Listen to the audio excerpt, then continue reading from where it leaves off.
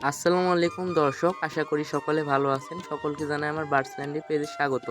আজকে একটি নতুন আপডেট ভিডিও নিয়ে চলে আসলাম আপনাদের মাঝে। দেখতে পাচ্ছেন আজকের আপডেট ভিডিওটা হচ্ছে সেলফোস নিয়ে। দেখতে পাচ্ছেন আমার হাতে একটা সানকুনোর আর একটা ককাটেল টেম সাইজ বেবি। এই বেবি দুটো চলে যাবে নারায়ণগঞ্জে অমর ভাইয়ের কাছে।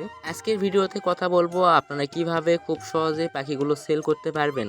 আপনার প্রথমত যে বিষয়টা খেয়াল রাখতে হবে, আপনার পাখির কোয়ালিটি মেনটেন করতে হবে। আপনার পাখির যদি কোয়ালিটি ঠিক থাকে সেক্ষেত্রে আপনার কাছ থেকে একজন পাখি নিলে সেটা দেখা দেখি আপনার কাছ থেকে আরও 10জন পাখি ক্রয় করবে। এইভাবে যদি আপনি পাখি সেল করতে পারেন তাহলে আপনার পাখির যে কাস্টমারগুলো তৈরি হবে এটা পার্মানেন্টলি একটা কাস্টমার পেয়ে যাবেন এবং পাখি সেল করতে সহজ হবে।